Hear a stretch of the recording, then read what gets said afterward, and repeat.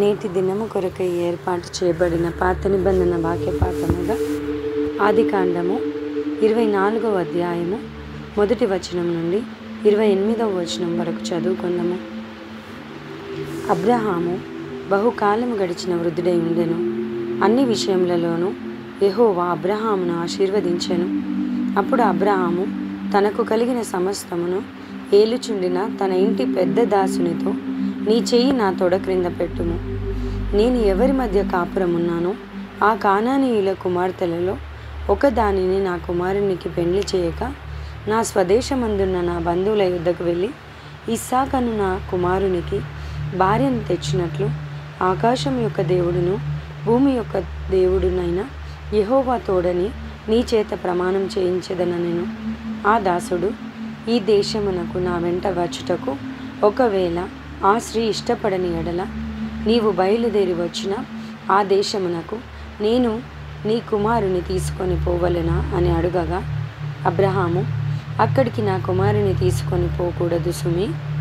నా తండ్రి ఇంట నుండి నేను పుట్టిన దేశం నుండి నన్ను తెచ్చి నాతో మాట్లాడి నీ సంతానమునకు ఈ దేశమునిచ్చేదనని ప్రమాణం చేసి నాతో చెప్పిన పరలోకపు దేవుడగు యెహోవా తన దూతను నీకు ముందుగా పంపును.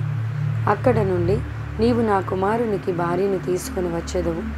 అయితే నీ వెంట వచ్చుటకు ఆ స్త్రీ ఇష్టపడని ఎడల ఈ ప్రమాణము నుండి విడుదల పొందేదవు గాని నీవు నా కుమారుని అక్కడికి తీసుకుని పోకూడదని అతనితో చెప్పెను. ఆ దాసుడు తన యజమానుడగా అబ్రహాము తొడ క్రింద తన చెయ్యి పెట్టి ఈ సంగతి విషయమై ప్రమాణం చేశాను. అతడు తన యజమానుని ఒంటెలలో 10 ఒంటెలను, తన యజమానుని ఆస్తిలో శ్రేష్టమైన నానా విధముల వస్తువులను తీసుకొని పోయెను. అతడు లేచి అరంనహారాయిములోనున్న నాహోరు పట్టణము చేరి సాయంకాలమందు స్త్రీలు నీళ్లు చేదుకొనవచ్చు వేళకు ఆ ఊరి బయటనున్న నీళ్ళ బావి యొద్ద తన ఒంటెలను మోకరింపచేసి ఇట్లనెను, నా యజమానుడగు అబ్రహాము దేవుడవైన యెహోవా, నేను వచ్చిన కార్యమును త్వరలో సఫలము చేసి నా యజమానుడగు అబ్రహాము మీద అనుగ్రహం చూపుము, చిత్తగించుము. నేను ఈ నీళ్ళ ఊట యొద్ద నిల్చుచున్నాను. ఈ ఊరి వారి పిల్లలు నీళ్లు చేదుకొనుటకు వచ్చుచున్నారు. కాబట్టి నేను త్రాగునట్లు నీవు దయచేసి నీ కడవను వంచుమని నేను చెప్పగా, నీవు త్రాగుము, నీ ఒంటెలకును నీళ్లు పెట్టెదవని ఏ చిన్నది చెప్పునో ఆమె నీ సేవకుడైన ఇస్సాకు కొరకు నీవు నియమించినదై ఉండునుగాక. అందువలన నీవు నా యజమానుని మీద అనుగ్రహం చూపితివని తెలుసుకుందునను. అతడు మాటలాడుట చాలింపక ముందే అబ్రహాము సహోదరుడైన నాహోరు భార్యరగు మిల్కా కుమారుడైన బెతూయేలుకు పుట్టిన రిబ్కా కడవ భుజం మీద పెట్టుకొని వచ్చెను. ఆ చిన్నది మిక్కిలి చక్కనిది. ఆమె కన్యక, ఏ పురుషుడును ఆమెను కూడలేదు.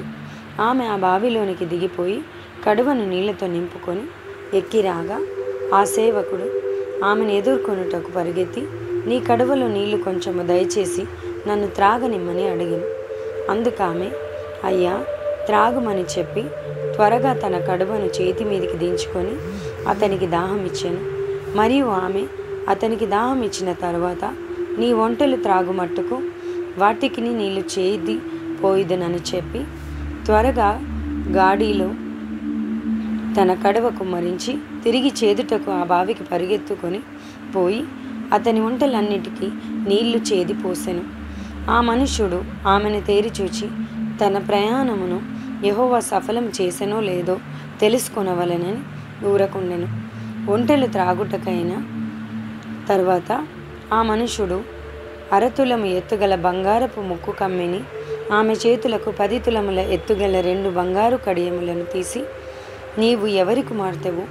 దయచేసి నాతో చెప్పుము. నీ తండ్రి ఇంట మేము ఈ రాత్రి బస చేయుటకు స్థలం ఉన్నదా అని అడిగను.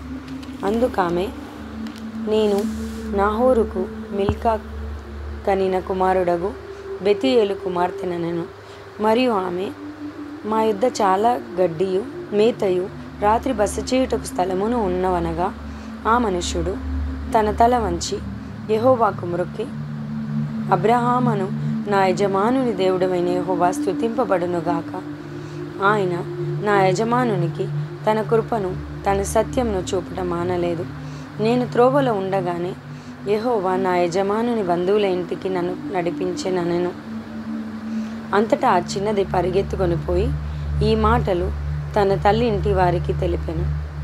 ఈ పరిశుద్ధ వాక్యంను దేవుడు దీవించి ఆశీర్వదించునుగాక. ఆమేన్.